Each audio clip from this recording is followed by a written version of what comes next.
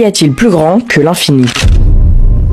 Déjà, c'est quoi l'infini? Le mot infini est un adjectif servant à qualifier quelque chose qui n'a pas de limite en nombre ou en taille. Alors maintenant, connaissez-vous l'hôtel de Hilbert? L'hôtel de Hilbert est un hôtel un peu spécial. Ce qui le rend spécial, ce sont son nombre incroyable de portes qui sont numérotées de 1 et il n'y a pas de dernière car cet hôtel comporte une infinité de chambres. Maintenant, imaginons qu'un bus arrive et un client demande une chambre. Et malheureusement, toutes les chambres sont pleines. Eh bien, il suffira de déplacer le client de la chambre 1 dans la chambre 2, le client de la chambre 3 dans la chambre 4 et ainsi de suite. Comme ça, le client pourra prendre la chambre numéro 1. Mais maintenant, imaginons que ce bus est infini, avec une infinité de sièges et une infinité de passagers qui veulent tous une chambre. Alors dans ce cas-là, il faudra faire différemment, car nous ne pouvons pas déplacer les clients indéfiniment. Alors dans ce cas, on est obligé de déplacer le client 1 toujours dans la chambre 2, le client dans la chambre 2 dans la chambre 4, le client dans la chambre 4 dans la chambre 8, et ainsi de suite. Maintenant, concentrez-vous bien, car là, ça va vraiment devenir très compliqué. En mathématiques, un ensemble est un groupe de plusieurs éléments. Et là, ce qui va nous intéresser, c'est la comparaison d'ensembles. Comment peut-on savoir que deux ensembles contiennent le même nombre d'éléments? Eh bien, on peut le savoir en faisant une bijection, c'est-à-dire relier chaque élément du premier ensemble à chaque élément du second ensemble. Et si on y arrive, alors cela veut dire que les deux ensembles contiennent le même nombre d'éléments. Et ça, c'est exactement ce qu'on a fait pour accueillir le bus dans l'hôtel d'Hilbert. Pour finir, imaginez faire la liste de tous les nombres réels et faire une bijection en les numérotant. Eh bien, nous pourrons toujours trouver un nombre qui n'était pas dans la liste. Pour ça, il suffit de prendre la diagonale et d'en faire un nombre. Ensuite, nous changerons chaque chiffre en ajoutant 1 à chaque fois. Et au final, ce nombre ne pourra pas être dans la liste de départ. Pourquoi? Eh bien, il ne peut pas être le premier car sa première décimale est différente. Il ne peut pas être le troisième car sa troisième décimale est différente. Et ainsi de suite. Par ce moyen, alors ce nombre ne peut pas être dans la liste de départ car elle n'existe tout simplement pas. Alors oui, on peut avoir quelque chose plus grand que l'infini.